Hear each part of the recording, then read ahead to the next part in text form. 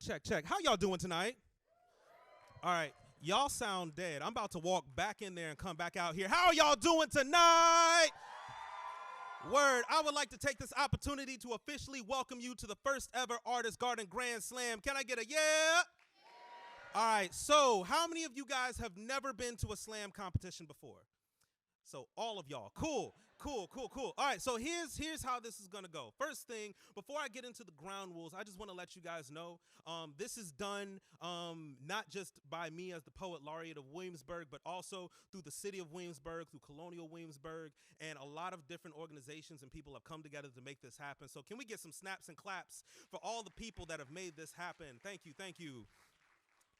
So here's a little bit about Artist Garden. Artist Garden is an after-school program that not only teaches youth how to write and perform slam spoken word poetry, but also how to do a lot of the behind the scenes and back end things that make arts happen, right? We're talking recruiting volunteers, curating a space, running an event. All of those things are also taught because everybody don't want to get on stage. Can I get a yeah? So everything you see tonight has been run, curated, or created by students. So everything you're seeing, I get the privilege of just hosting and come up here and just yap all I want and whatever. But everything you're seeing here is curated and run by the students. Everything. Shout out Rayhan, our amazing photographer in the back. And also, when she's out here, shout out Claire, our amazing stage manager who's making everything run, cracking the whip back there. So, everybody say ground rules. Everybody say ground rules. All right, so here's how a slam works. Here's how tonight's going to work. You will hear from 9 poets representing 3 different schools. Everybody say 3 schools. All right, so each poet will get up and perform a poem. They will have 3 minutes with a 10-second grace period to get up and wow the judges. Judges, can you wave your boards? Wave your boards. Judges in the house. We have a panel of 5 judges. Each judge will be scoring the poets on a scale of 0 to 10. 0 being I love you, but stop writing poetry. Go to class that way. And 10 being Langston Hughes, who? Maya Angelou, what? Stop doing everything and just do poetry. You are amazing. Come on. Yeah, that's, and speaking of that, we need that kind of energy tonight. If somebody gives you a score you don't like, what do you say? Yes. And if somebody gives a score you like, what do you say? Exactly. So, with that being said, the poets will get up here. They cannot use props. They cannot use music. They cannot do anything except for get up here and do their poem. Can I get a yeah? So, as I said, we got 3 different schools. So while this is an individual competition, this is also a team competition. So each poet represents one of these schools. So tonight, we will be hearing from poets from Lafayette High School. We will be hearing from poets from Outspoken out of Woodside High School. We in the house? Oh, y'all kind of deep. I like it. Y'all kind of deep. And we will be hearing from poets from War Hill High School in the house. Go Lions in the house. I went to War Hill back in the day. No bias. But tonight, so what that means is, although you will get an individual score, your score will be added together cumulatively to add together a team score. And the winning team will take home the fabulous Artist Garden Trophy. So, like I said, we have our judges up front. So if you guys want a high score, if you want your team to win, you got to sway these judges. These judges, they don't know nothing. They don't know nothing. I just found them on the street. You know what I'm saying? They don't know nothing. Judges, your word is law. You guys are the Constitution. You guys are the everything tonight. What you say, it goes. Listen, they don't know nothing, y'all. Boo these judges. But if you want to see a higher score for a poet you like, make sure you let the judges know. Check. This is not a show where you just come down and just sit down and watch stuff happen. This is a very interactive experience. Can I get a yeah? Can I get a yeah? All right. Also, last but not least, we have our bout staff. Shout out our bout staff. We have AJ, who is our bout manager, representing Inside Out Theater out of William and Mary, and also Jack, who is our timekeeper, representing Inside Out of William and Mary. One last shout out I have to give out. If you notice, they have the I Am the Movement shirts. They are representing Slam Connection. Slam Connection is a nonprofit organization based here in Williamsburg, Virginia, that uses slam and spoken word poetry as a means for community action. The Slam Connection curriculum was used as a backbone for the Artist Garden program. Some of these kids that are about to get up here, I got a chance to mentor myself. So y'all about to get up here and hear some fire. Everybody say fire. So, with that being said, are we ready to start a poetry slam? No, because first there must be blood. So, in poetry slam, there is a thing called a sacrificial poet or a calibration poet. They are brought on to perform as if they are in the competition. They are judged as if they are in the competition, but they are here to set the tone. Everybody say set the tone. Everybody say set the tone. So, I don't get to introduce any of the other poets, but I do get to introduce this one. So, starting out tonight's competition as the SAC poet, representing Outspoken out of Woodside High School, give it up for Icarus!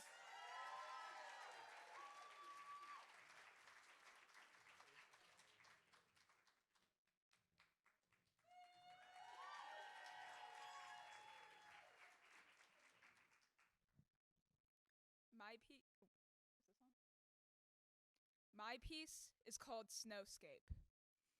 Cracked snow globe glass shrapnel shatters and scatters across tile floors, monsters of your own making, shaped from your frozen past, gnashing and gnawing on frostbitten flesh as your glittering sculpture slowly cracks.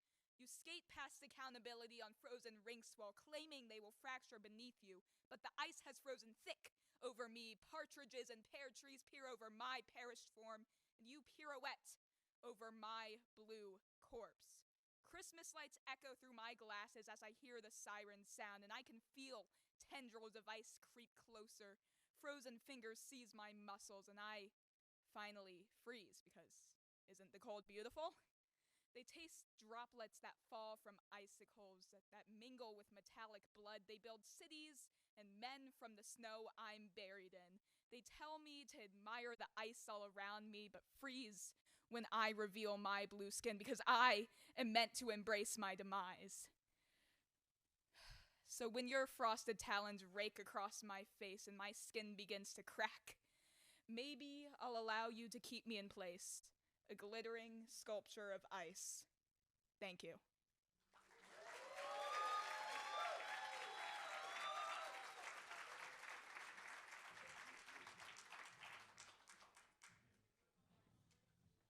All right, judges, what say you? This is the most time you'll have. All right, raise them up, raise them up, raise them up. All right, from low to high, we have a 7.5. And then we have an 8. And then we have an 8. And then we have an 8.4. And then we have a 10, giving us a total score of 26.4. Clap for that poet. All right, are we ready to start a poetry slam? All right. This is the first poet that's going to be in this competition, so now everything counts. Check. So coming up first, representing Lafayette High School, give it up for Malcolm.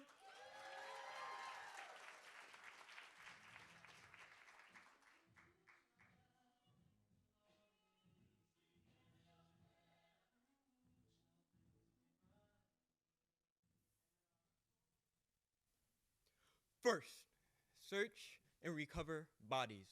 Second, evacuate the remains. Third, clean and document bodies. Fourth, identify the bodies and any personal belongings. Often, when cleaning a battlefield, the faces of the soldiers I find appear unreal. As cold and immobile as the statues meant to honor them, their only standing orders were discarding the breeze that passes over my truck.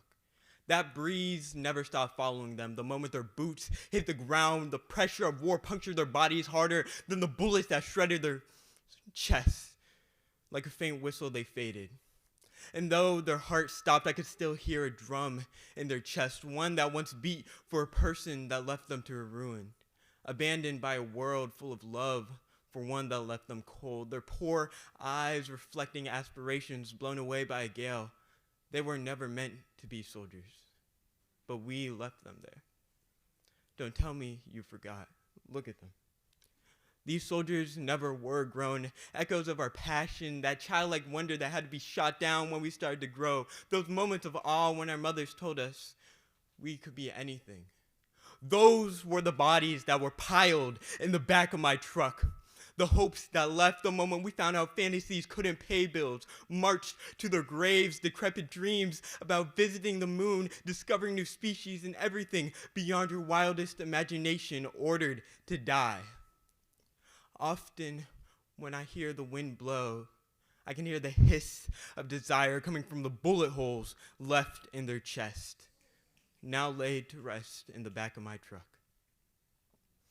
When we signed the death warrant for our childhood ambitions, they had to fend for themselves on the battlefield of life, where they would fall, be found and recovered and documented, but never returned.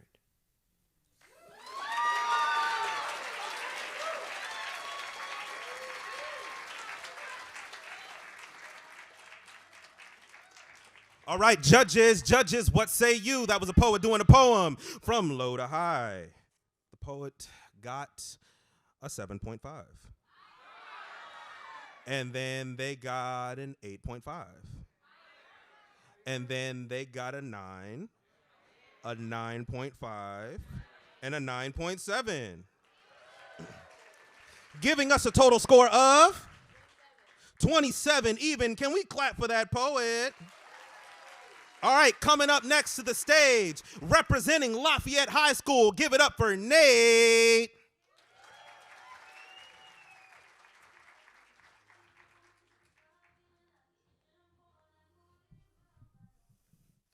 There's this dog that I know. He sits on the front porch as if taken with something, so utterly in love. A raw piece of meat, maybe, or the kibble in his bowl, as if he is entranced. Did I forget to mention that the porch is made of metal? 100 degrees in the searing hot heat, and the meat, it is rotten and fetid. The meat was never supposed to be there. It came about as if out of thin air, but there's this person that I know. They sit on the front porch on the stoop as the metal sears their legs, as the meat rots right in front of them. They choke it down their throat, trying to ignore the acrid taste of something unwanted, played as if it was love, replayed and remade and redone and rewritten. You cannot change what is in front of you. You do not have the ability to make rotten meat into love. You cannot throw water on the metal porch, expecting it not to steam. But there's this person that I know. They finally took a step off the porch, said it's okay. They forgive, they let it wash away. They will no longer watch meat and love rot and feel the burn on their thighs. They let themselves rise, they walk away. There's this person that I know. I know they made it out okay. And there's this person that I know. It could be you today, but there's this person that I know. And I know you'll make it out okay.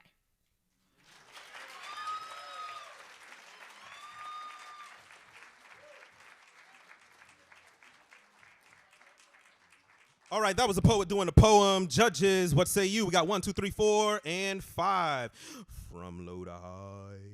Man, that was dope. I don't care what nobody says. I can't sing, but I'll be hitting that mug. From low to high, we have an 8.5.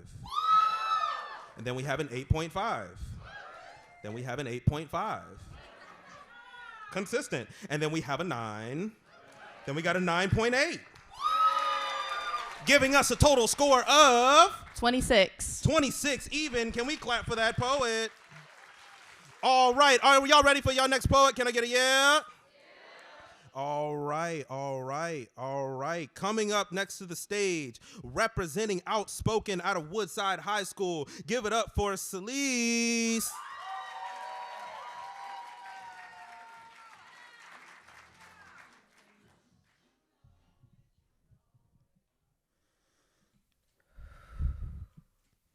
Between the lines.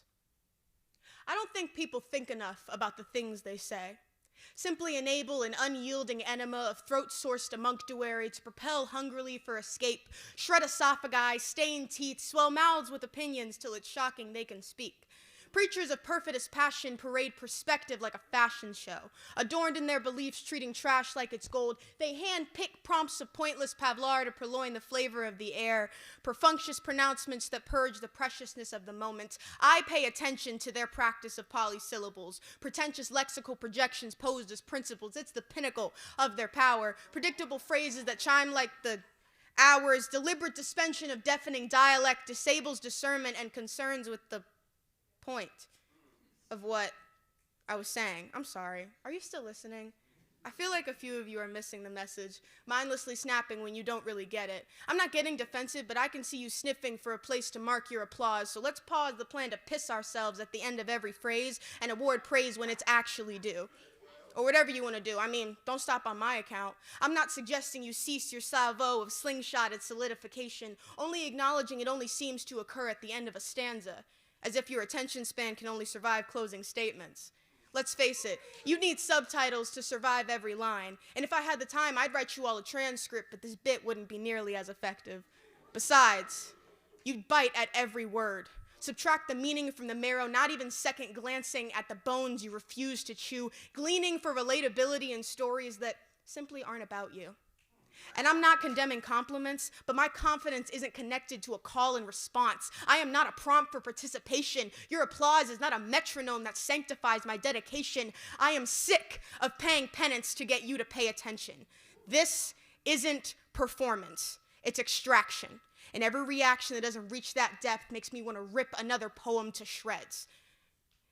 This isn't about volume or vocabulary or how well I close a thought. It's about you hearing me before choosing how you're going to respond. Don't get comfortable anticipating perception. Understand that every uneasy or ununderstanding inspiration is something.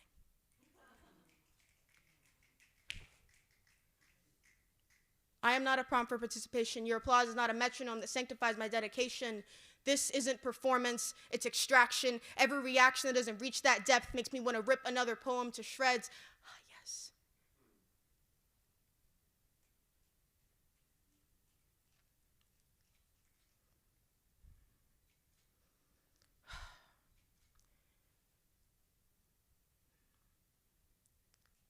It's for those who admire the translation across the transatlantic, the ones who don't see the bait at the end of the line and cling to the hook. So, if you came to listen, listen. If you came to clap, leave. And if somewhere you lost the meaning, go back and read between the lines.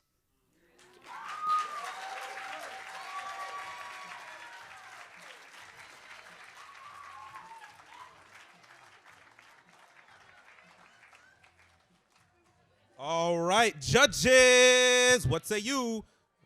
All right, from low to high, we have a 9.5, a 9.7, a 9.5, a 9.5, excuse me, let me get my math, a 9.7, and a 10, and a 10,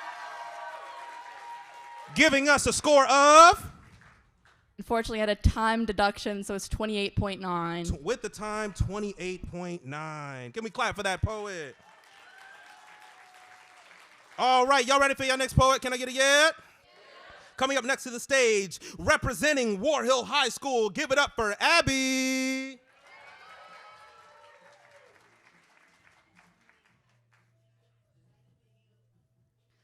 It's funny how many sayings use rope puns. I'm holding on by a thread here.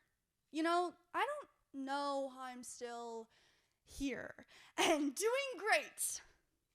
I dread going to school.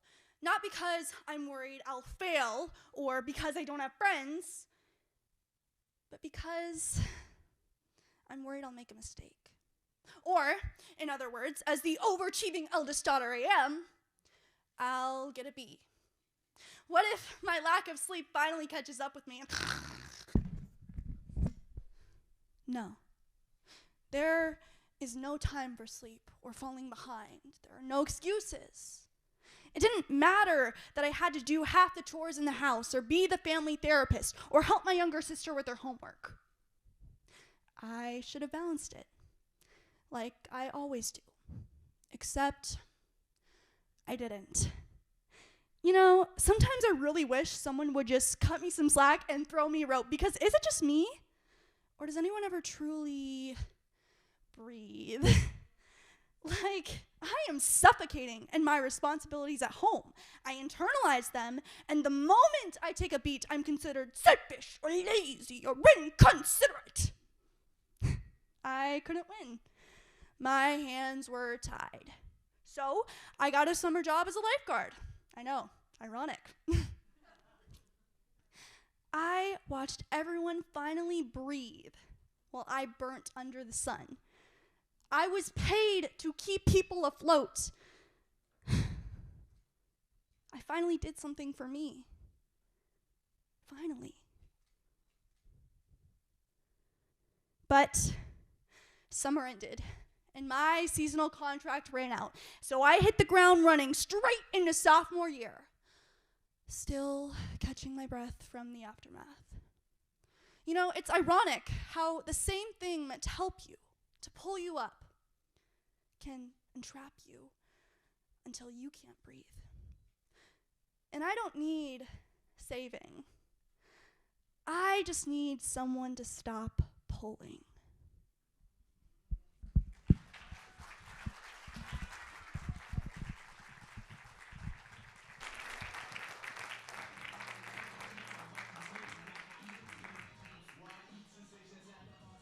Judges, what say you? What say you? Are we going 2, 3, 4, 5? All right. From low to high. I'm going to keep doing that, bro. Swing low. If you know, you know. If you know, you know. From low to high, we have a 7.5. And then we have an 8. We have an 8.5. We have an 8.7. And then we have a 9. Giving us a score of 25.2. 25.2. Can we clap for that poet? All right. Coming up next to the stage, representing Outspoken out of Woodside High School. Give it up for Andronica.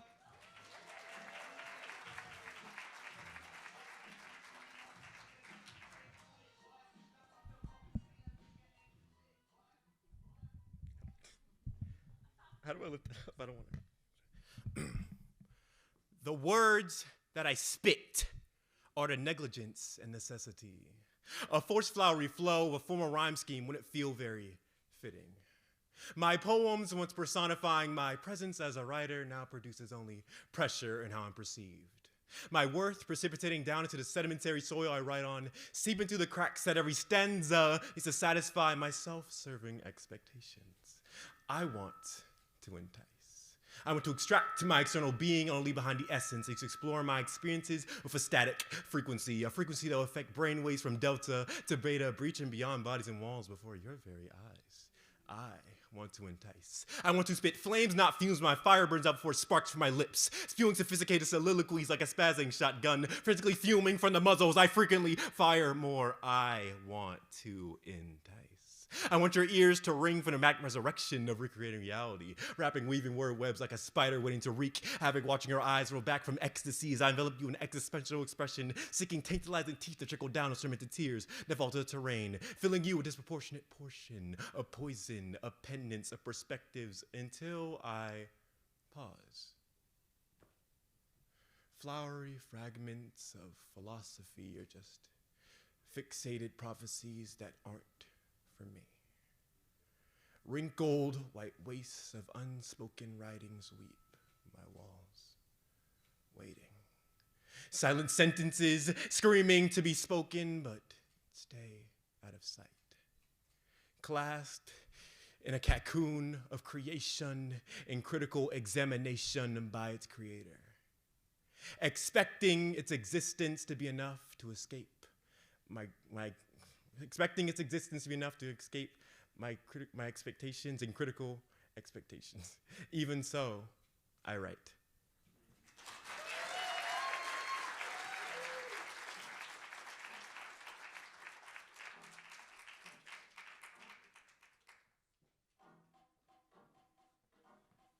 I ain't that tall. All right, judges, what's up? What you got to say? All right, y'all quick. See, I like that. Y'all quick with it. Can you narrow that down, please? We need 1 decimal point. 1 decimal point, please.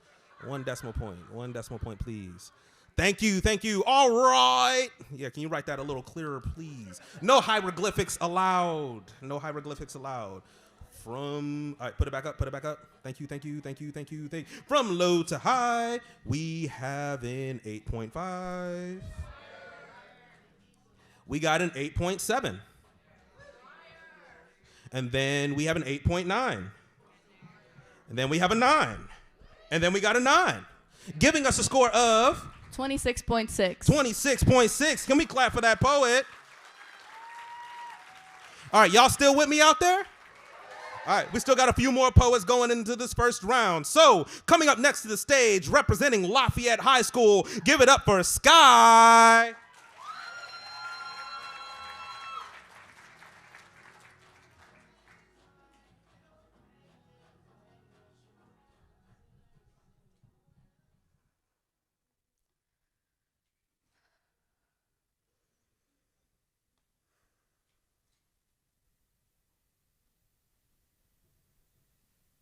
If you leave the mask on too long, your face will disappear.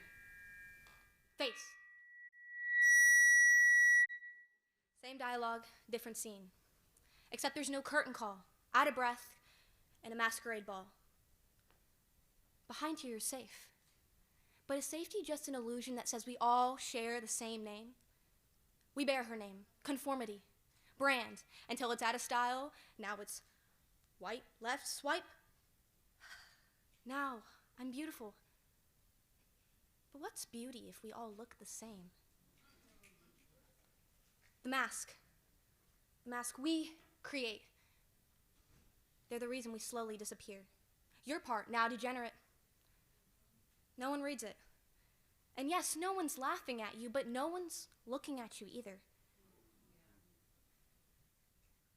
Guess what? It's only when you're closest to the enemy that you can't see her anymore. And you're so convinced, aren't you? This glue, me becoming something else or someone else for you. All these pieces are placed so perfectly. Safety, false safety in the numbers of people who belong. Piece by piece, I become the replica of the girl next to me. And next to me, and next to me, in the line, it follows, just look behind me. Belong. Oh God, you don't know what belong. Why be born to be told you were made wrong? These cracks, these broken, the glue, don't let them sell it to you. Can we stop the music? Because I'm tired. I'm tired of pretending. I'm tired of being in a box. I'm tired of clothes that don't fit. I'm tired of being told to just deal with it. I'm tired of being told I'm not enough. I'm tired of being told that it's normal. I'm tired of plastic laughs. Ha ha ha ha! Fake it till you make it. Right?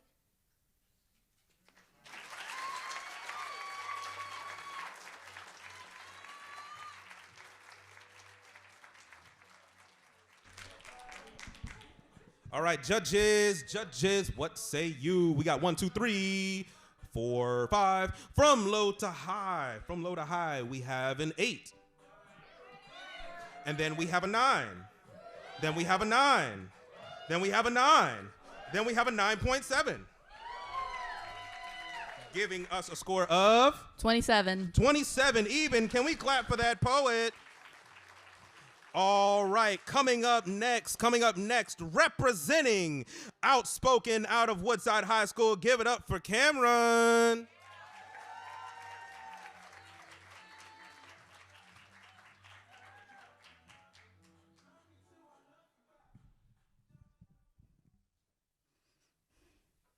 We are going to start with a simple exercise, okay? I want you to answer these questions as honestly and thoroughly as you can. Ready? Your first question. Is there anything you would take back?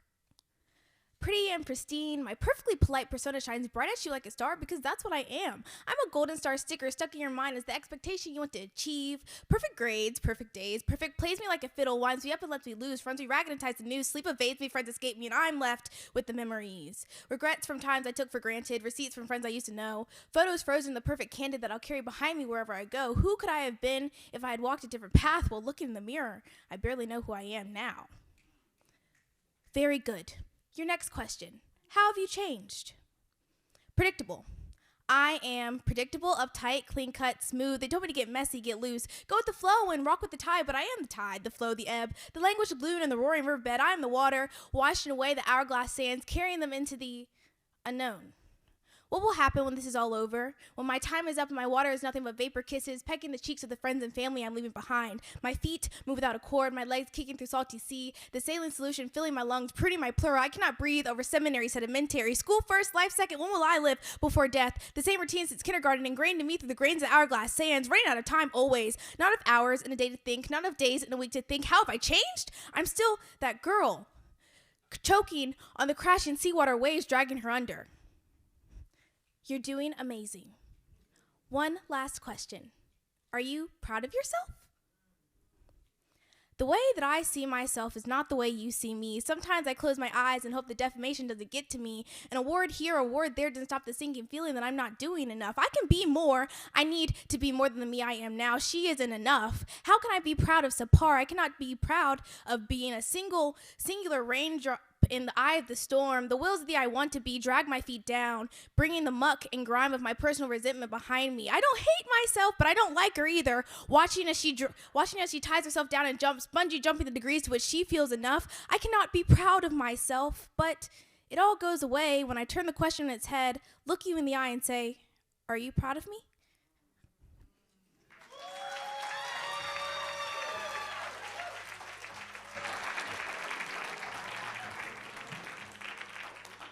All right, judges, what say you? And the score goes as such. From low to high, we have a 9. Then we have a 9.7. And then we got a 10 and a 10 and a 10. Giving us a score of 29.7. 29.7. Can we clap for that poet? All right. Coming up next to the stage, representing War Hill High School, give it up for Liv.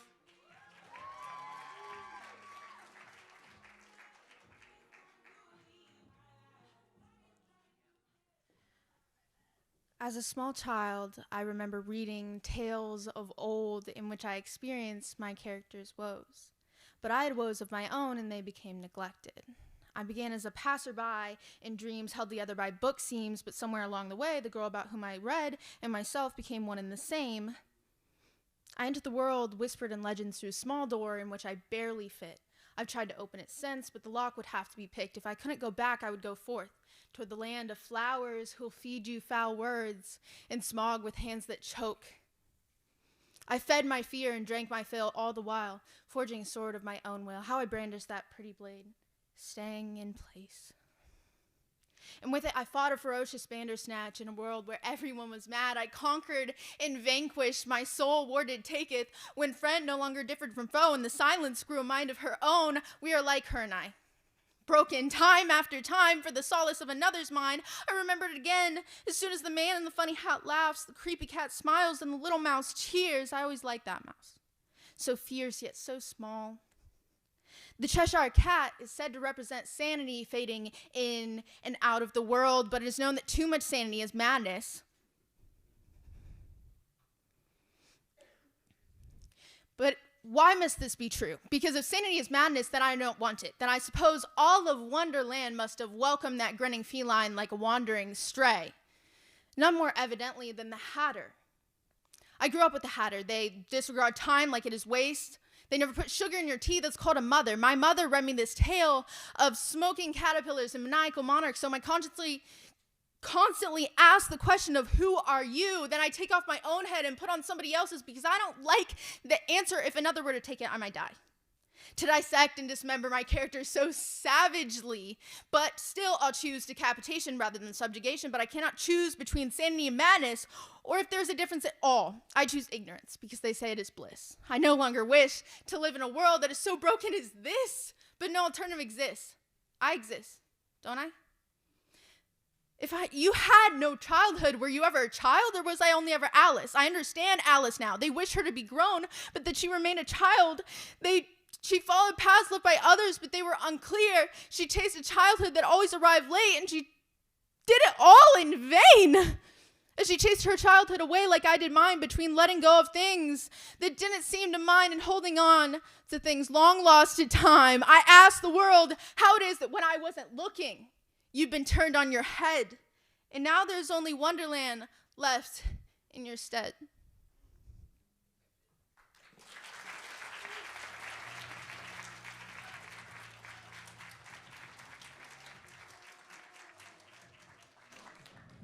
All right, judges, we got 1, 2, 3, 4, and 5. All right, from low to high. From low to high, we have, I can't read. I have an 8.5. Dang, are y'all alive out there? Y'all good? Y'all good? Dang, I know it's cold outside, but God dog. All right, 8.5, and then we got an 8.7. And then we have a 9. And then we got a 9. And then we got a 9.4. Giving us a score of 26.7. 26.7. Clap for that poet. All right, and our final poet in the first round, representing War Hill High School. Give it up for Talia.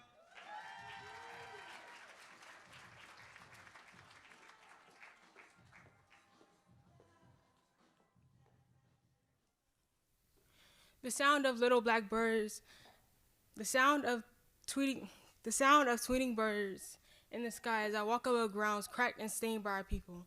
Our people of deep, dark, rich, and endless depths of cocoa bean, from mocha to truffle. My neighborhood reeks of a damp, pungent cigarette smoke. I'm from hanging blankets, thin, faded, and furnished to keep out the bright streetlights and sun. I'm from peeling paint, boarded and busted up windows, and chaotic crowds in the streets. I remember trash bags hanging on trees and overflowing garbage bags on the sides of the streets. I'm from a city that taught me to love and appreciate what I have, because it could always be worse. I'm from a woman of resilience, elegance, and dauntless courage. Her scars symbolize obstacles she's overcome. Her voice is like a settled pour of authority, instructions without roars.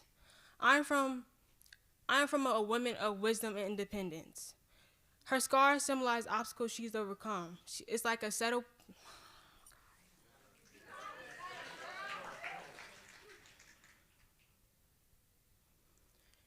She strives through daily difficulties as a cheetah, always providing strength and protection to her cubs. I'm a young woman of deep, dark, and rich deep depths of cocoa bean, from mocha to truffle. I'm someone who is adventurous, someone who doesn't look in one direction but move in all. I'm someone who adds violet to a gray day, a dash of color to make the dry go away.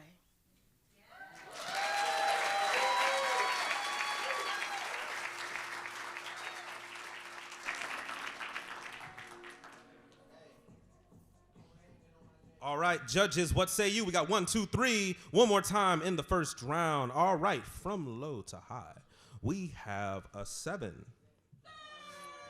I like that energy. We need that. And then we have a 7.5.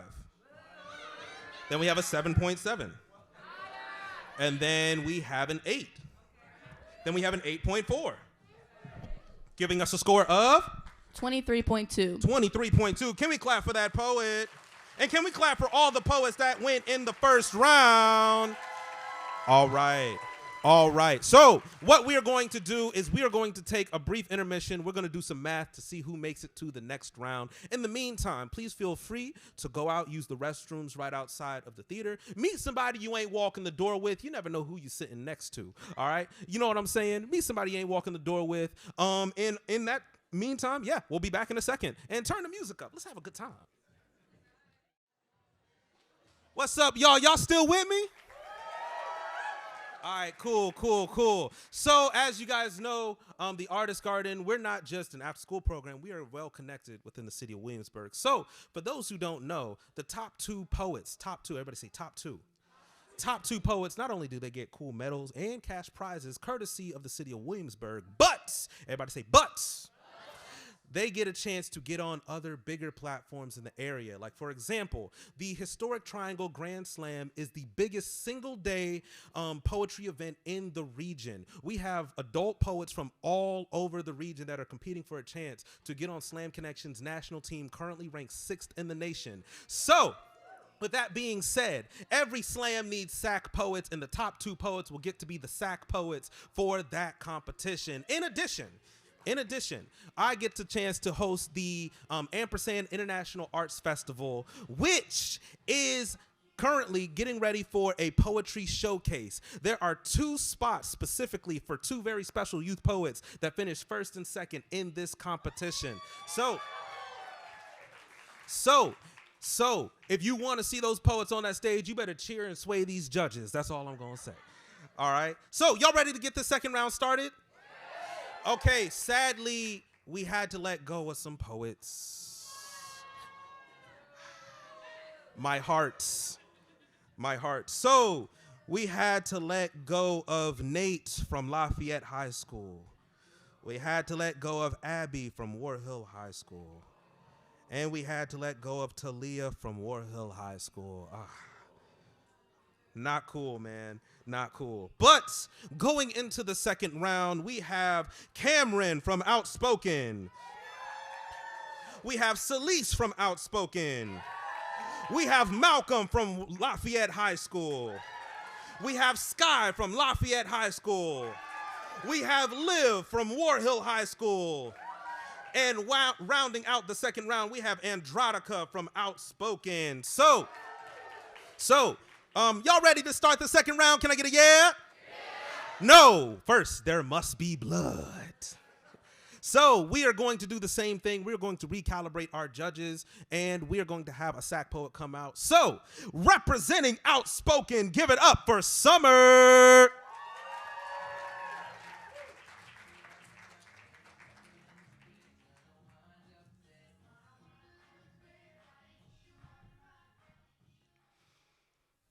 Sometimes I like to think about being.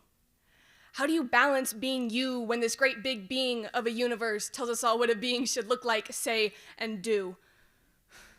Well, be that as it may, I find it hard to relate the needs of the one to the needs of the many when the expectations will always be heavy and the heaviness drowns out my own needs. So I'll say I never needed anything to begin with. But I'm starving with need and with a greed that eats at me until it's all that I see, but I'll never plead because pleading is admitting defeat, and I'd rather bleed than say I need help. And I'll shine and I'll glow. I'll be so polished that they'll never know it's from my sweat. I'll sing and I'll write. I'll be everything at once. I'll be being so much without being a threat. And they say, slow down, you'll crash and burn. I ignore them as I smash into the ground, and I'll yearn for the concern that they once held for me when they held the belief that I needed help, which I don't. I'm just burned. And I'm scared, and I'm sad, and I'm starved, but I'll shoulder the weight of this world and the stars, because the universe said that I can't get too big, so I'll be the being this world put me in. And I won't complain, and I won't cry, and I won't ask for help. I'll never ask why. Why do I have to feel this way? Why am I the one that needs to pray for someone to listen and want me to speak and seek my attention and truly see me? I'd give anything to be like that. I'd fight the good fight, maybe win the big win, maybe die a good death, maybe live without sin, and maybe, at the end, the big being up high, he can say to me then, now you can cry. And I'll cry. Thank you.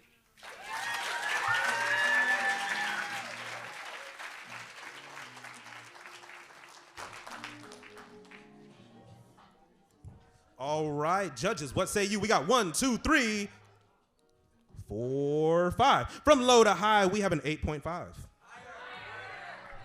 And then we have a 9.3. Then we got a 9.5.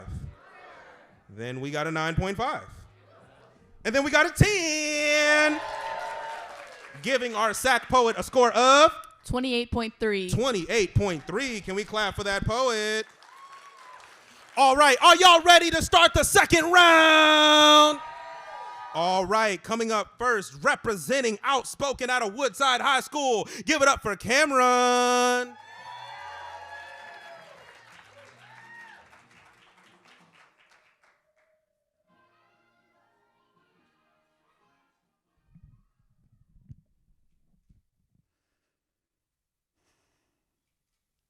I spent 45 minutes on my makeup this morning, trading sleep for splendor, carefully crafting the mask I paste to my face to face you. A knight doesn't go to war without his armor, so why should I go to war without mine? Because believe it or not, this is war. This is vengeance in my eyes, valor veering past my mascara-caked lashes. Girlhood is a myth we claw and kick and kill for. We kill each other's confidence for a fleeting moment of self-satisfaction. We bully and belittle and break each other down, stomping on the mismatched puzzle pieces we spent 45 minutes piecing together, but we don't cry. Rule number 1 of doing your makeup, tears ruin your progress. Tears show weakness. You don't see Rose of the River crying now, do you? Of course not. Because fierce females don't cry. We claw and click and snap our teeth at the men who pass on the street with a whistle. This is rage on my lips. Rouge-rimmed wrath wrapped in the glistening gloss of my mouth. My ruby red rhetoric isn't hard to conceal, but the perfect concealer matches your skin's undertone. The worst concealer tells your secrets and twists them into lies. The whispers in the hallways telling you to keep your friends close, your enemies closer, and your concealer lighter. Let restless nights slaving over insecurities thin the skin, sagged bags, and wait your eyes. I see fatigue flaunting itself in your gazes, and the beauty blender can't quite blend the underlying lassitude. I see you, I say to the mirror. I see the flaws, the cracks, the bumps, the bruises. This is coverage under my eyes, camouflage caked over sleepless conclusions. I see a blotchy, cakey mess. The foundation of my cheeks thick, but not quite thick enough to hide the emotional blemishes of my heart. My heart is breaking, but I can't break rule number 1 because there is no other rule. We do not cry. We do not break no matter how broken we truly are. We did not come this far in society to break like the porcelain dolls they claimed us to be. Your makeup is the glue holding together ceramic segments, the thread binding your fraying seams. My perfectly polished persona is not what it seems. This is the disguise I don every day, doing my makeup with doddering hands, and the lesson it teaches me is that my emotions don't matter as long as I'm pretty. Because pretty girls don't feel emotions. They sit and shut up and speak when spoken to. They are their core, not divas. They are frill, not firecrackers. And the more I look in the mirror, the less pretty I want to be, because I know that pretty girls have ugly souls. I know that makeup is just paint on a stained canvas, and I want to take off my makeup, wipe the slate clean, and be me because I'm pretty, with or without makeup.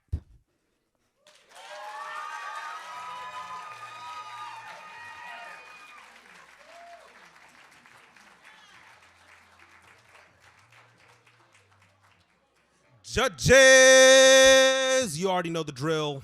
Put them scores up. Put them up, put them up. All right.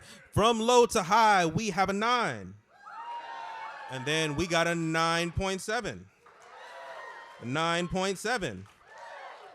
9.8. And a 10. Giving us a score of 29.2. 29.2. Can we clap for that poet? All right, coming up next to the stage, representing Outspoken out of Woodside High School. Give it up for Celise.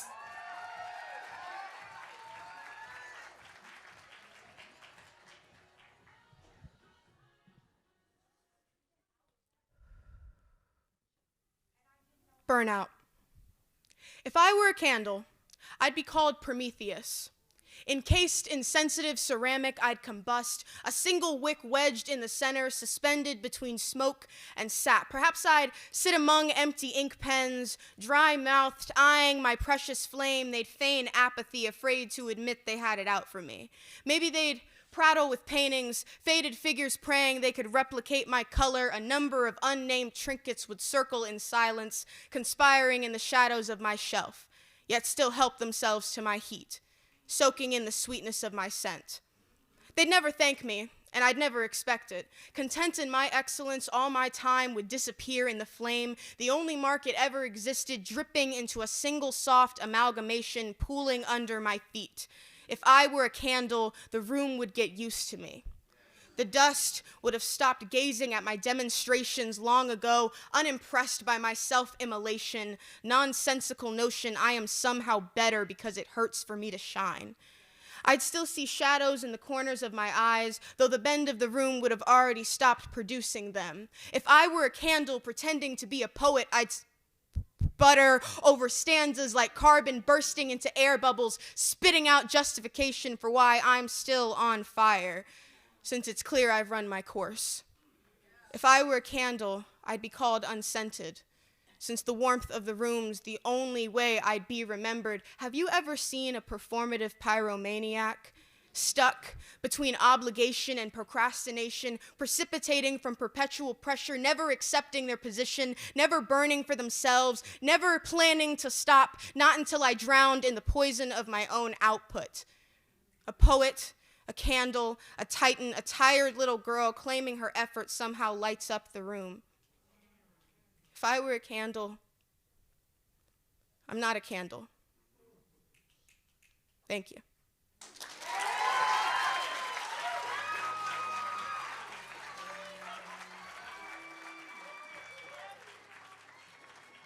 Judges. And the scores go as such. We have a 9.5.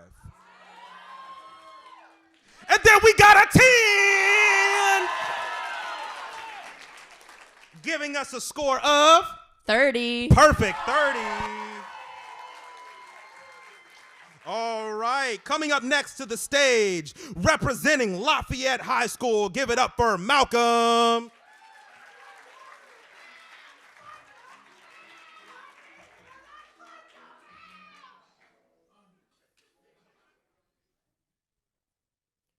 Morning. Recalibrating. Morning. Recalibrating. Morning. Recalibrating. Care for myself today. Negative. Not a part of program. Follow the system.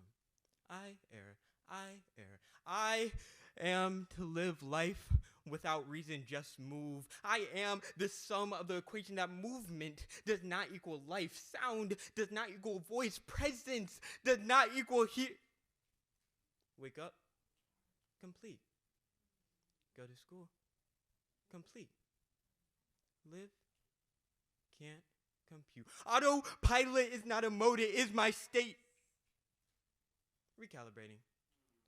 Sorry for the inconveniences. All vulnerabilities must be purged to maximize efficiency. A cog in the machine where I must eradicate emotion for optimum performance. No one wants their workers to disobey. And truly, statistics show being self-conscious lowers performance. But that performance never was for myself. Programmed to follow a code when my body isn't made out of metal, it's made out of flesh. I reject that manufactured sequence meant to sell myself as the most obedient, the best worker, the appliance that never fails. Constant upgrades to improve my favorability on the assembly line. I am done. Those old models could do any equation asked of them, but this new me can solve something they never could. I am the sum of the equation that I doesn't equal robot.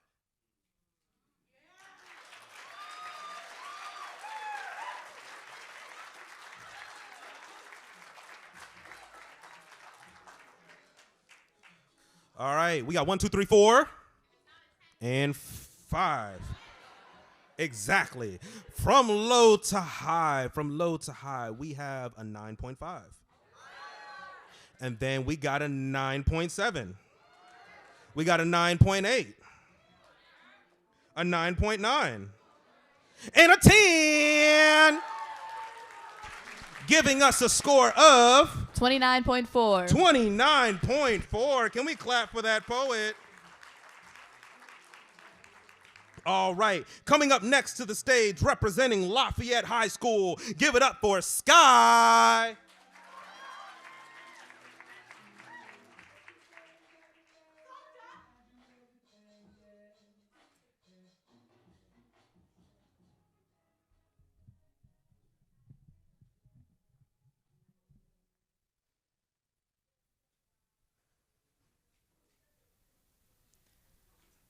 Lip liner. Foundation. Contour. Impress? Let me go simpler. Lipstick. Eyeshadow. Blush. Translation? Someone once told me that I look better with makeup on.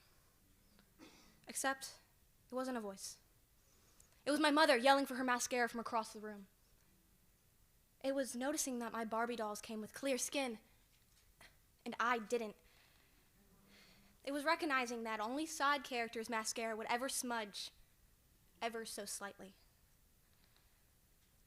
It's a language that is resented by the bruised and known fluently through soft bristles. The shades of black and purple never show up on Society's magazine. And I learned that my tears should become the most perfect pigmented shade of non-existent. My lips outlined so perfectly still. But why? Because I said so.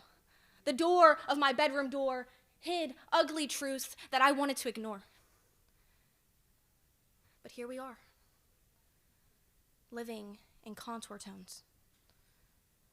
And I hoped, and I prayed, and I sat in my room, my makeup so perfectly, but so perfectly gloom. I held on to that one hope.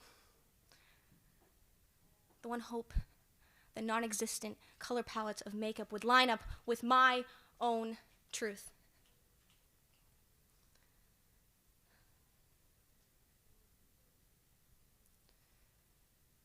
I look in the mirror of society, and I wonder, why am I not there? The shades reflected of children holding on to pigtails and little bows and hair, and I wonder, where am I?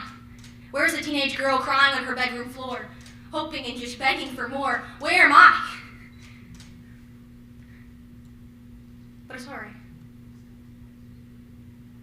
because here we are. Here I stand, hoping to take the makeup wipes and see where your foundation ends and your last tear began. Or has it ever stopped? The crying. And you've just learned to translate pain into contour tones.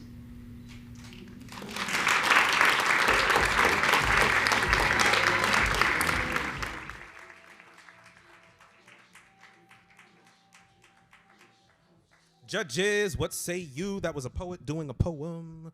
All right. We have 5 scores, 5 judges. How y'all doing out there?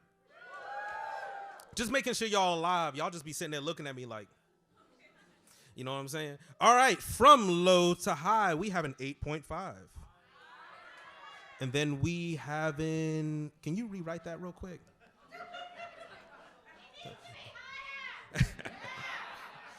All right, we have an 8.5. And then we have an 8.7.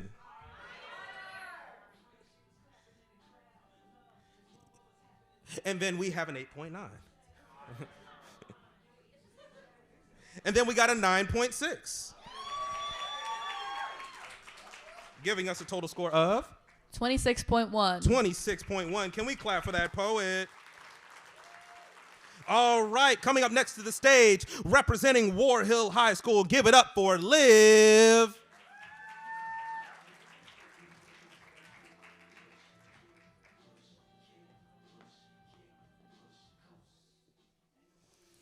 My granny signed me up at the local gun club before I was signed up for therapy because in my family we shoot at feelings rather than actually feeling them.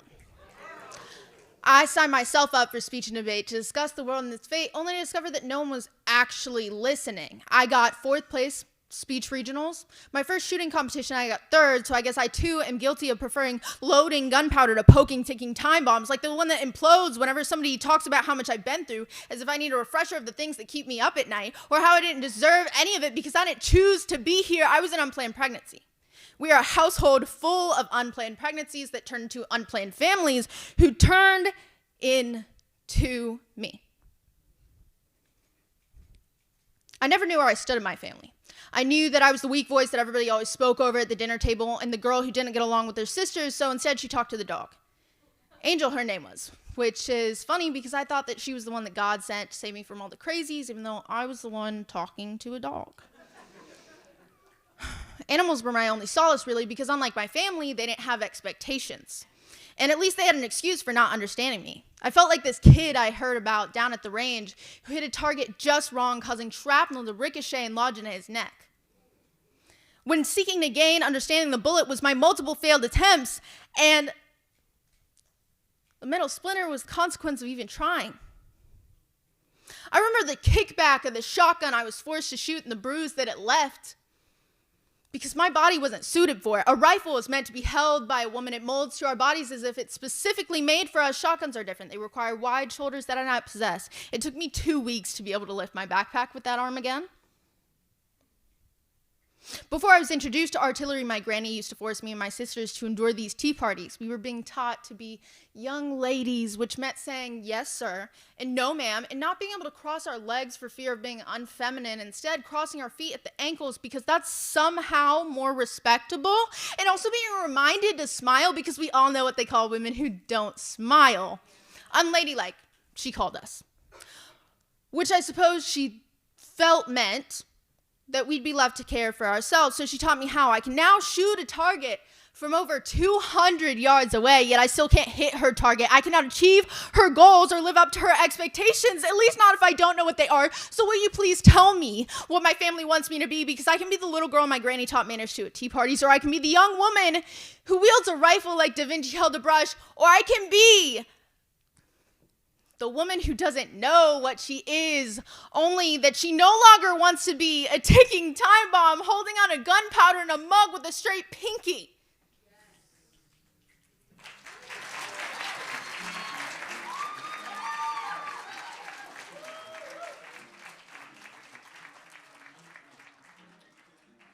All right, judges, what say you? All right. The scores goes as such. We have a 9. And then we got a 9.8. Then we got a 9.8. And then we got a 10 and a 10. Giving us a score of 29.6. 29.6. Can we clap for that poet? All right, and rounding out this is the end of the second round. We got one more poet coming up, representing Outspoken out of Woodside High School. Give it up for Andronica.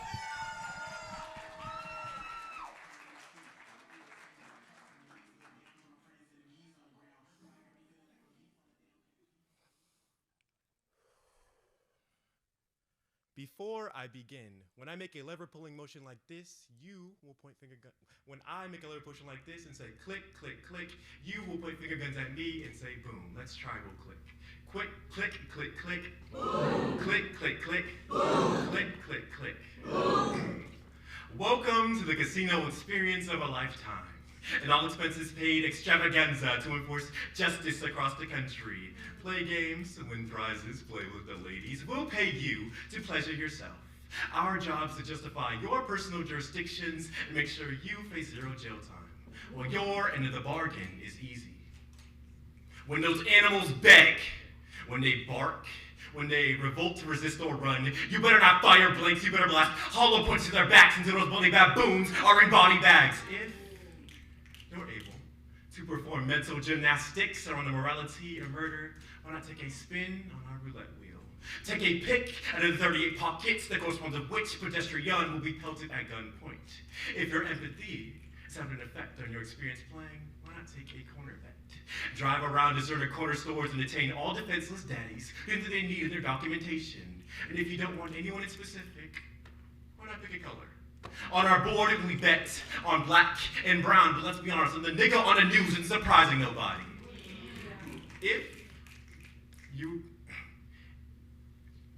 If you're more interested in the continuous chain of children crying for family members to come home, while you cash out fat checks and carelessly caress unconsenting chicks, why not check out our slots? Simply pull the trigger on a lever, and see if you can line up the perfect straight shot. Click, click, click, boom! I wanted to believe that if I wore the black and white bludgeon bodies of my brethren while wearing this bastardized bloody badge, I wouldn't have been a beneficiary to the statistic, the sadistic sacrifices that stains my hands, only sheds light on the subversion I thought I could escape. Maybe I did that double or nothing But the only hand I was dealt was being born black in a casino with a white house.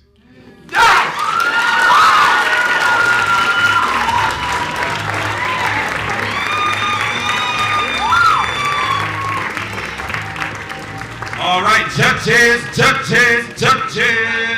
One more time in the second round. From low to high, we have a 9. And then we got a 9.5. Then we got a 9.5. And then we got a 9.7. And a 9.7. Giving us a score of 28.7. 28.7. Can we clap for that poet? And can we clap for everybody that went in that second round?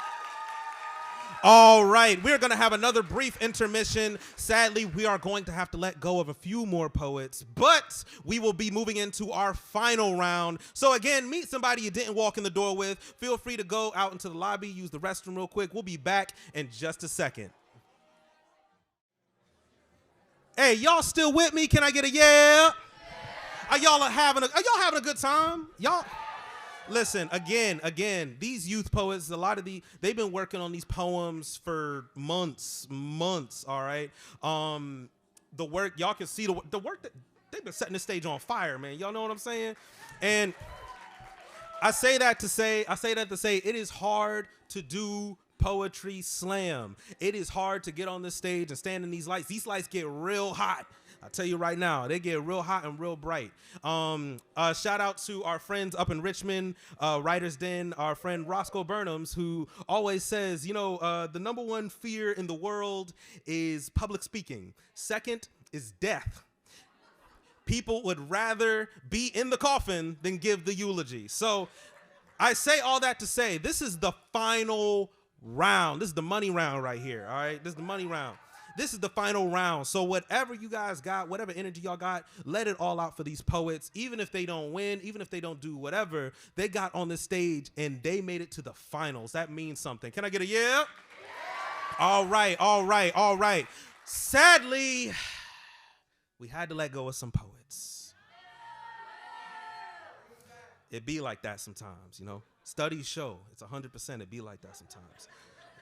I say that to say, sadly, we had to let go of Sky out of Lafayette High School, and we had to let go of Androdica out of Outspoken. If we had a fan favorite, I guess that's it. But going into the final round, we have Cameron out of Outspoken.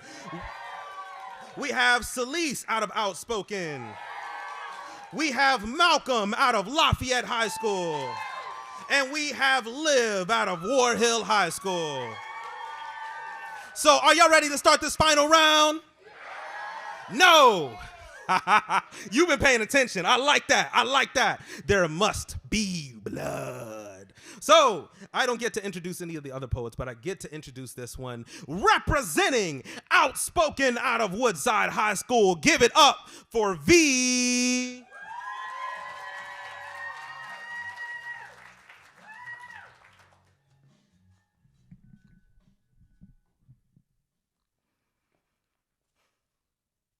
K through 12. 1, 2, 3, eyes on me. Attention pulled, grasped, caught, maniacally bought. You have my eyes now, don't you? You've got my focus. Teachers who look don't stare, but teachers who stare don't look. And yet I'm still sitting here like an open book. Quiet coyotes, keep your mouth shut, kid. Blow a bubble, quit yapping, little girl. Put a button on your lips. If you keep talking, I swear I'll send you to the principal's office where you'll learn that tears don't equal empathy. Where you'll learn that you're a slip up, a mess up, something you ought to know, you little freeze! You're it. Your dirty, sweaty, clammy hands warp me into a frozen sculpture. I'm still frozen solid, awaiting the moment where I finally get to run, sprint, help, hone, heart, hold. The bell rings, and I'm there in the cafeteria again. Lunch is a death wish. Your stupidity has gotten you this far. Middle school is the same circus. Act dumb when the teacher pulls you from class and asks about your grades. Act dumb when you hear the girl snicker about you while you stuff her face full of carbs in the cafeteria. Act dumb when you're called cringe. Act dumb when you're called weird. Act dumb when you're told you're smarter than you realize. Act dumb when the work gets too hard. Act dumb when you cry because the school's too loud. Act dumb when you're different. I lack the ability to count letters above C. I can't count numbers above 3. The radical repository keep my concentrated commentary instead of a barely conscious 3-year-old. I'm unintelligent and growing. 5'4" and stuck in symbol is 4'1". Housed together by scotch tape and colored pencils, scribbled with crayons, I'm barely able to stitch myself back together. Though I wasn't even taught how to hold a needle, let alone how to use it right. And now that the colorful paint has been washed away, I am left as a blank, tainted sheet of paper. The outline of a child once was is all that remains. I am taught and constructed by this wonderful system, shaped like Play-Doh into the smattered, muddy, tainted image of a normal kid. But I'm not some normal kid, I'm me. Undoubtedly, positively, creatively me. So with one last give it your all, I rally the teachers who did it right. And for the students who come from deserted pudding cups and empty fruit roll-ups to mountains of work and drained energy drinks, I give you my sympathies and my luck. 1, 2, eyes on you.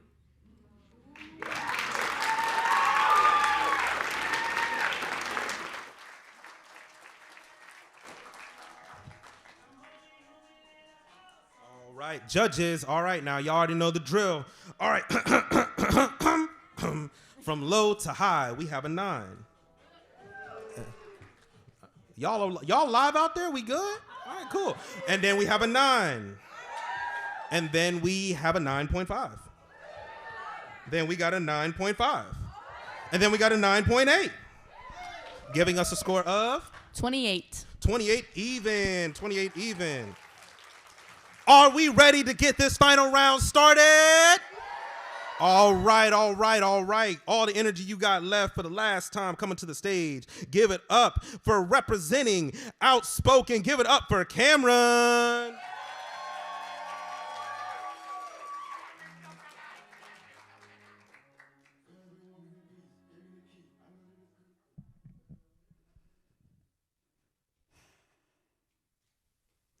I am your favorite comedic relief side character, the laugh track, a closer friend than you actually are, but I'm the greatest friend you will ever have.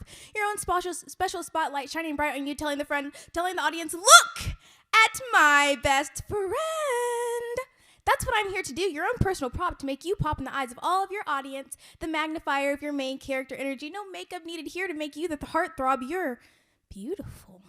I'm not jealous. No, why would I be jealous? Sure, you're pretty, but guess what? I'm funny. Yeah, us comedic relief are funny. It's in the character description.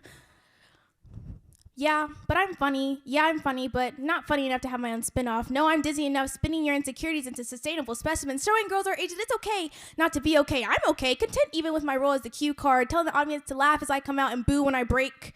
The newly hated character for expressing an opinion I didn't even acknowledge I have. This character arc that's tearing me apart. Title sequence loud and clear. You and your jealous little best friend. And scene. Back to our regularly scheduled program. Restart the episode, rewind the tape, entwine the plot twist. I'll say my rhyme light this time. You and your show, your life, your light, and its shadow that I'm confined to live behind. You are beautiful.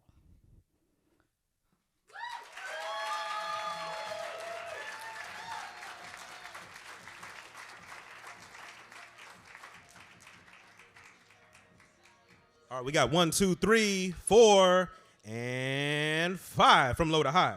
We have a 9. And then we got a 9. And then we got a 9.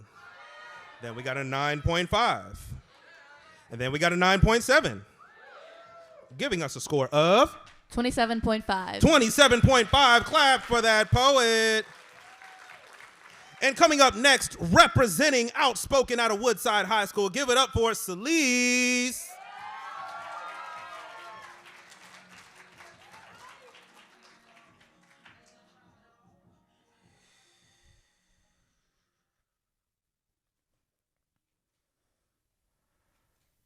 When's the last time you wrote? I can no longer write poetry. The independence of individual experience has evolved into irrelevance. The embers of my imagination smolder beneath ash and apathy, tragically embracing the remaining ruin of a castle collapsed.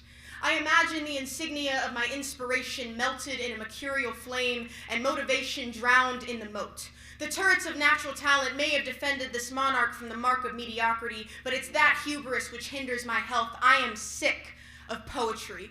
The same regurgitated rhythm reproduced in my respiratory system, raising smoke in monochromatic Morse code.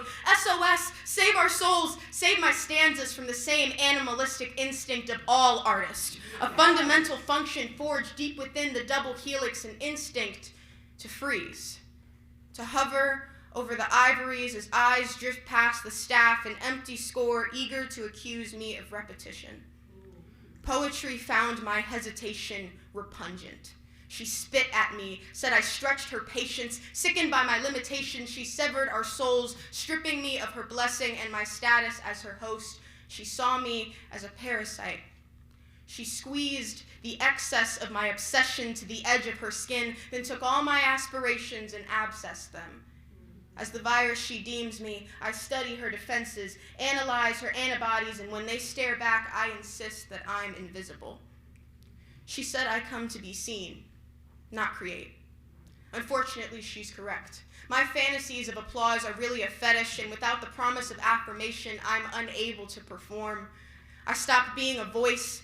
I became a piece, something shrunken and stiff sliding across the stage. I'm stuck in a game of chess where units move through merit over passion. The stopwatch distracts and my opponent both reflects and shuns my actions. If I am the queen, poetry is the knight. The only thing I can't copy or command, not without asking what I'm going to earn from it.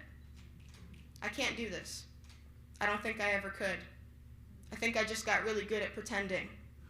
I didn't lose poetry. I lost an assistant to an attention-seeking charade that should have been called out, caught, and killed. Now instead, the conflation of my creativity must be withheld from me. Until I can ensure her my use of it is genuine, I'm never going to write poetry again. Thank you.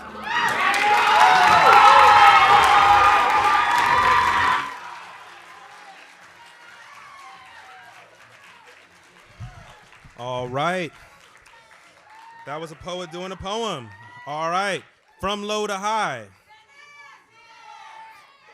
Chill out. God, dog. From low to high. We have a 10, a 10, a 10, a 10, a 10, a 10. Giving us a score of 30. A perfect 30. All right.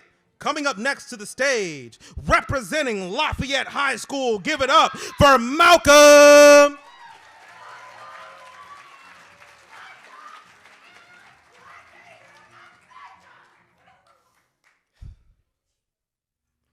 When a body is buried, it's often buried alone.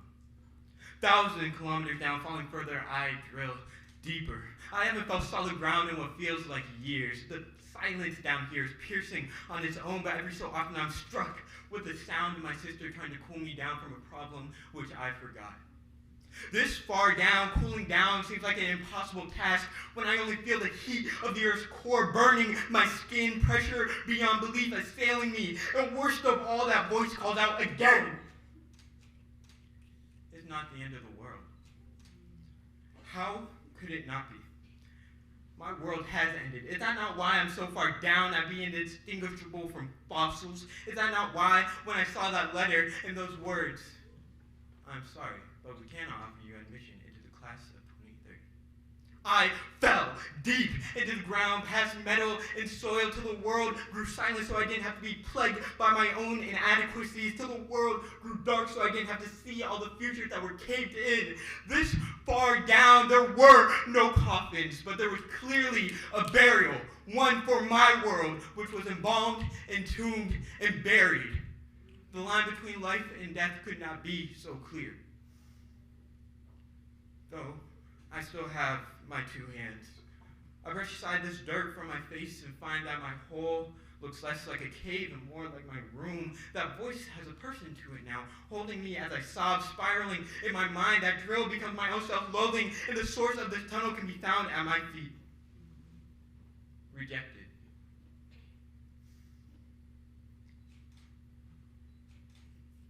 I had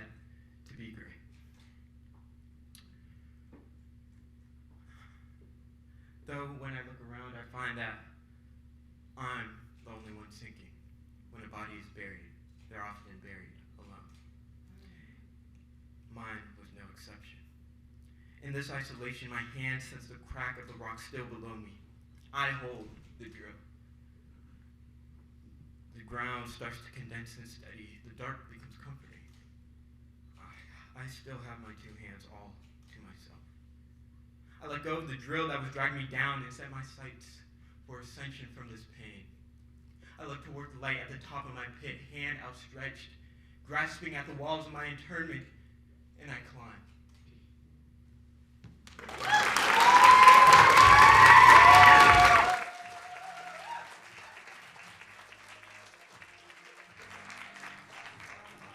Judges, we got 1, 2, 3, 4, 5. All right. I don't know why my voice did that. That was weird. From low to high, we have a 9.7. And then we got a 9.7. And then we got a 9.8. And a 9.8. And a 10. Giving us a total score of 29.3. 29.3. Clap for that poet. And our final poet of the night, representing War Hill High School, give it up for Liv.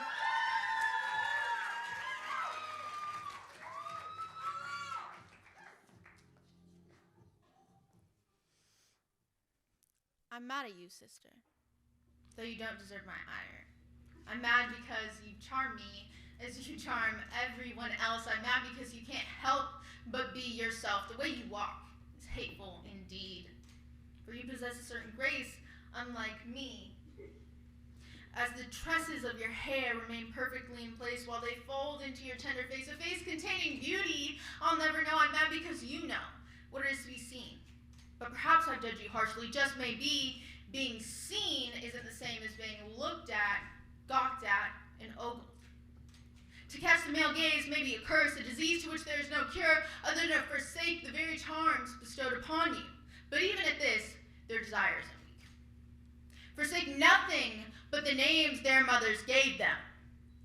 They, the harbingers of evil, who seek to distort beauty into something shameful and hateful. This is a horrid world in which daughters live in fear, mothers in terror, and fathers in, well, I suppose I lack that point of view. People are led by example. No example can be erected from absence. Avoid in a household meant to hold guidance. Guidance is the bare minimum, but essential nonetheless. Fathers, I implore you. Teach your daughters to love and be loved. Daughters, seek those willing to do the same. And remember, a face is something that will fade, and love is not, nor has it ever been a game. But those playing one will find themselves played. Give your hearts to one that is kind, who will keep it safe for as long as you are in each other's lives. Do not give it away so eagerly. Do not fall for the facades and mirages that men build up for us. They will leave us to watch them burn, holding the ashes of what had been and the question of what was. Yes. Sister, you say you hate me. I must be an anathema indeed. To possess something as foreign to most women is dignity.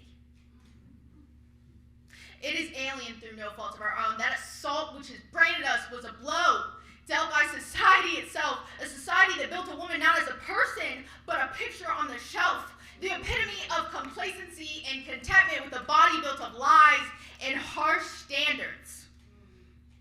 A product developed over time, a byproduct of greed. We were collateral damage to commercialism. Sister, this is why I cannot hate you. You bought into a lie that's been sold for generations by men, for men, also that their male descendants can look at you in that manner, yes. Talk to you in that manner, treat you in that manner, all without repercussions because you're so pretty. And you've a certain grace. And the tresses of your hair remain perfectly in place as they fold into your tender face.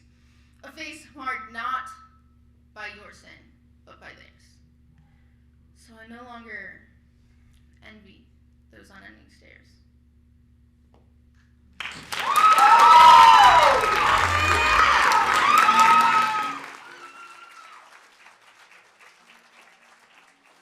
All right, judges. That was quick. Wow. All right.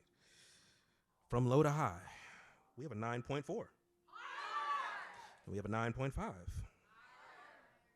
And then we got a 10, a 10, a 10, giving us a score of 0.5. 29.5. Can we clap for that poet? And can we clap for all of the poets that touched this stage tonight? My goodness. They came in here and they bought the house down. So we're going to take one more real brief intermission. We're going to do some quick maths and do some final maths. 1 + 2 + 2 is 4. Quick maths. Meet somebody you didn't walk in the door with, and then we will announce our winners very shortly. Ladies and gentlemen, can I get all of the poets that performed? Can you come on down to the stage? Come on down to the stage. Come on down to the stage. If you got on stage, if you are a SAC poet, if you are a competing poet, please come to the stage real quick. Real quick. Come on down to the stage. Yo, we got room. We got room, y'all. Can we give a big round of applause to every last one of these poets coming in and doing an amazing job? Oh, man. Listen. For those who don't know, slam poetry, spoken word, we have really shifted the culture out here in Williamsburg. 5 years ago, there were no open mics happening out here. There were no poetry slams happening out here. And now we're here. Not only do we have a strong adult scene, we have youth scenes out here, youth poets that are out here doing the thing as you saw tonight. So if you want to see more poetry slam, make sure you whip out your phone, follow The Artist Garden on Instagram, and also follow Slam Connection on Instagram. We are doing events almost every week, and they are open, most of which are free and open to the public, and they are family friendly. So bring the kids. But also, yeah. And also big thank you to the Colonial Williamsburg Art Museum. Thank you guys so much for letting us be here. Thank you guys so much for helping to make this happen. Big thank you to the Williamsburg Public Arts Council for even helping to fund this, to putting the city's weight behind this. Thank you guys so much for making this happen. It doesn't happen without you guys. Big shout out to Slam Connection. Is Slam Connection in the building tonight? Okay. Hey, come on now. We in there. Slam Connection in the building. Big thank you to Slam Connection and everybody that has supported the scene.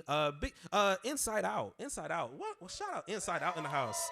Big shout out to our William and Mary family that is coming out and helping. And big shout out to all you guys. Moments like this don't happen without each of y'all. All right, I'm going to stop talking. Y'all ready to hear who won? All right. We're going to start with the individual awards first, and then we'll go to the team. Check? All right. In fourth place, with a total score of 85.7, representing Lafayette High School, give it up for Malcolm. In third place, with a total score of 85.8 by 0.1, Liv, representing War Hill High School. All right. Now, the next two poets I'm going to name, they will be our SAC poets for the Historic Triangle Grand Slam, and they will have a spot in the Ampersand International Arts Festival Poetry Showcase coming in March. All right, so in second place, with a total score of 86.4, representing Outspoken, Cameron. Which means your Artist Garden Grand Slam champion with a total score of 87.7. Give it up for Celise.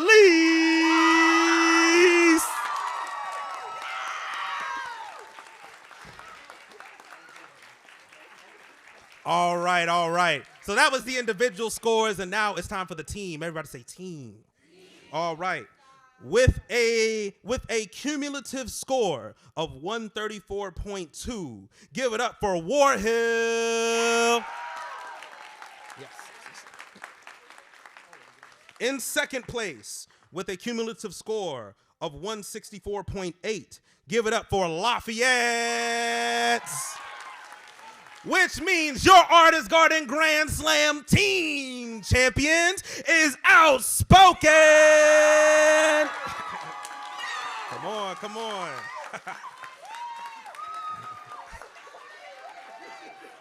Again, big congratulations to you guys. Congratulations to every last one of y'all that got on this stage. It is hard to get on this stage and do what these poets do. Listen, y'all keep going. All of y'all are amazing, for real. And yeah, we gonna take pictures and everything. Can I close us out with a poem?